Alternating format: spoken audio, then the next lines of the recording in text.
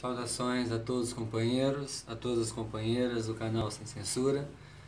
Hoje nós vamos falar de um tema importante que é o iluminismo, matéria que será cobrada na avaliação dessa sexta-feira. E farei uma revisão simplesmente para relembrar aqueles temas que nós já discutimos em sala de aula e que porventura tenham ficado alguma dúvida pendente, né? E a primeira questão que a gente tem que perceber é o porquê de iluminismo. Iluminismo vem de iluminar, né? Ou seja, levar à luz, porque muitos pensadores acreditavam que no período da Idade Média o mundo vivia na mais absoluta trevas, na mais absoluta escuridão, sem nenhum tipo de conhecimento, né? Mas esses filósofos iluministas, perpassando pelos ideais renascentistas, eles começaram a enxergar de uma outra maneira, que é colocar o homem à frente de todas as coisas. É a substituição do misticismo, das crenças, das tradições religiosas, pela ciência, né? Ou seja, tentar entender o mundo que o cerca utilizando a capacidade racional que o ser humano possui. É simplesmente colocar o homem como o centro de todas as coisas, caindo no que nós conhecemos como antropocentrismo, né? Que é colocar o homem no centro de qualquer coisa. E o antropocentrismo foi a base do iluminismo, dando surgimento ao humanismo também. E quais eram as críticas mais contundentes daqueles filósofos iluministas? Nós tivemos vários filósofos, né? Mas em comum a crítica era ao mercantilismo, né? Em que consistia essas práticas mercantilistas? Consistia na exploração da metrópole, né, sobre a colônia, né? No caso aqui, vamos citar o exemplo do Brasil. O Brasil era colonizado por Portugal. Então o Brasil não tinha permissão nem para possuir manufaturas, nem para ter indústrias, porque se o Brasil produzisse aquilo que lhe era necessário, automaticamente não ficaria tão dependente de Portugal. Então há uma exploração intensa aí por parte da colônia, né?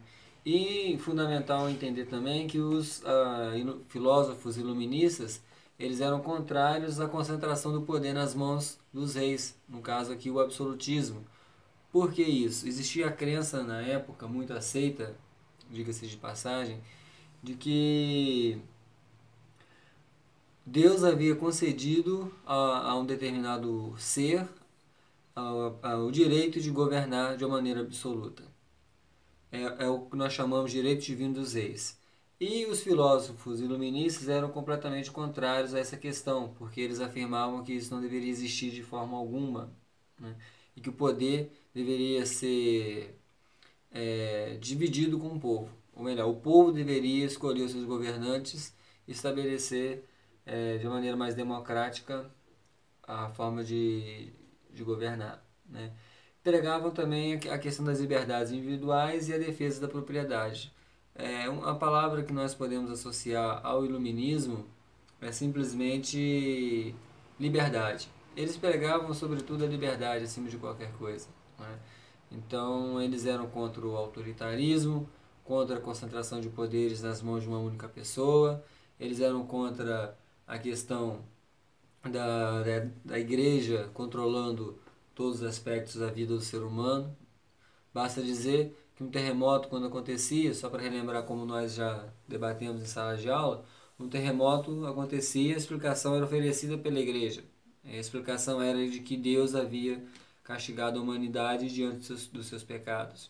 Então, a partir do absolutismo, do iluminismo, o homem passou a pesquisar, o homem passou a buscar o auxílio da ciência para entender os fatos que o cercam. Por exemplo, terremoto e o movimento das placas tectônicas, né? Dentro do âmbito do iluminismo, nós tivemos também um avanço na questão do conhecimento racional. Como eu já comentei, conhecimento mais científico, mais empírico, né? Baseado em investigação, um conhecimento pautado na razão, contrariando, mais uma vez, os preceitos outorgados lá no período da Idade Média. E quais são os pensadores iluministas mais consagrados? Nós tivemos vários pensadores iluministas. Nós tivemos Voltaire, Rousseau, Montesquieu, Diderot, D'Alembert, mas eu vou cobrar especificamente, só para relembrar esse vídeo, para fazer uma revisão da avaliação que será aplicada, eu vou cobrar basicamente o pensamento de três pensadores, as ideias de três pensadores. Primeiro, Rousseau.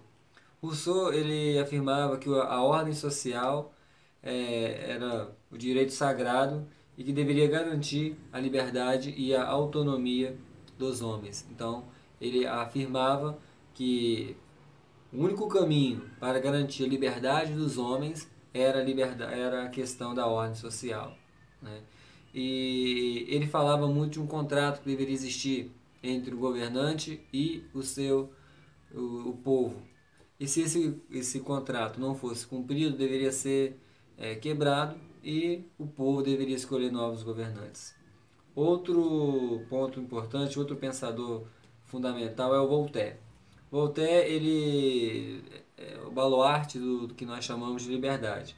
Ele gostava de falar o seguinte: não concordo com o que dizeis, mas defenderei até a morte o direito de dizê-lo.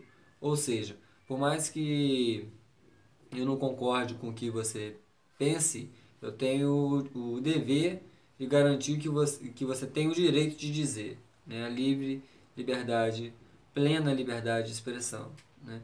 E isso foi algo consagrado nos regimes democráticos, né? O iluminismo é um movimento que até hoje ele é utilizado como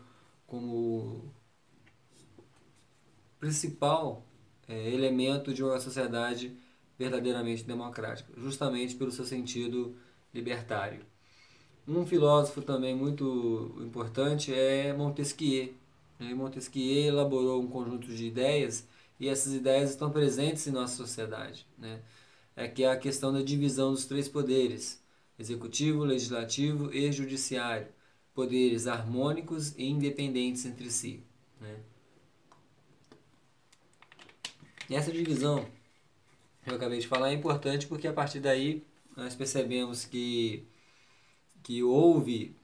há, melhor dizendo, uma forte presença dos princípios iluministas em nossa sociedade. Outra questão que eu tenho que ressaltar com vocês é a laicização. Como assim laicização do Estado? Antes, lá na Idade Média, Estado e Igreja estavam unidos. Era como se fosse um corpo só. Contudo, com o fortalecimento do movimento iluminista, houve a laicização, ou seja, a separação entre Igreja e Estado. O Estado passou a assumir determinadas funções que antes pertenciam somente à Igreja, e funções importantes na sociedade civil. Para divulgar esse conhecimento, o conhecimento adquirido pelos iluministas, foi criada uma enciclopédia, né? Onde Diderot e D'Alembert são as figuras mais importantes nesse sentido. Em que consistia a enciclopédia? Esses enciclopedistas, eles aglutinavam, eles uniam ali naquele livro todos os conhecimentos que existiam na época. Então era um livro que que falava sobre política, filosofia, religião, botânica, enfim, vários temas, né? Mais de 35 volumes que foram sistematizados ali nesse livro. Então a enciclopédia foi utilizada como mecanismo para divulgar as ideias dos iluministas. Também importante a gente ressaltar, para encerrar, a questão do despotismo esclarecido. Prestar muita atenção nos conceitos, né? Por que despotismo esclarecido? Déspotas. Quem eram os déspotas? Déspotas eram aqueles reis que queriam dominar sozinhos, eram autoritários. Mas, em um determinado sentido, eles eram esclarecidos, porque eles aceitavam algumas ideias dos iluministas, né? Ideias essas que serviam para modernizar os seus respectivos estados. Ou seja, eles aceitavam alguns princípios dos iluministas, por isso que eles eram considerados esclarecidos, para que dessa maneira eles pudessem reformar os seus estados, né? Modernizar a economia, promover mudanças racionais no sistema de compra e venda de determinadas mercadorias. E importante a gente destacar o seguinte: eles eram a favor de algumas ideias iluministas, mas não de todas. Por quê? Se eles aceitassem todas aquelas concepções, automaticamente eles perderiam poder, né? Porque os iluministas eram contra o absolutismo, era contra a concentração de poder nas mãos dos reis.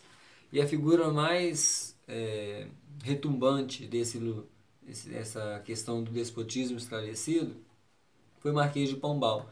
O Marquês de Pombal, ele adotou algumas medidas importantes e medidas que foram fundamentais e causaram impacto na sociedade brasileira do período, né? Como foi a expulsão dos padres jesuítas.